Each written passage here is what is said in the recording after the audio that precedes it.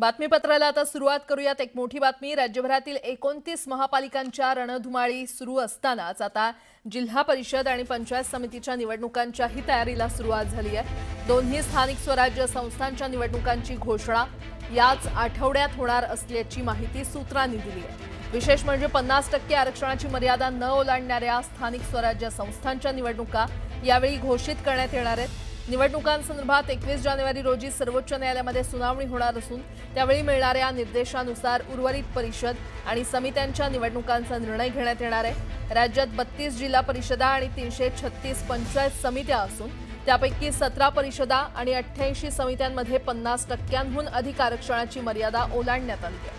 त्यामुळे आरक्षणाच्या मर्यादेत असलेल्या स्थानिक स्वराज्य संस्थांच्या निवडणुका घेण्याचं नियोजन निवडणूक आयोगाने सुरू केलंय। दरम्यान गरज पडल्यास सर्वोच्च न्यायालयाकडून उर्वरित ठिकाणच्या निवडणुका घेण्यासाठी मुदतवाढ मागून घेण्याचा विचारही राज्य निवडणूक आयोगाकडून सुरू असल्याचं कळतंय।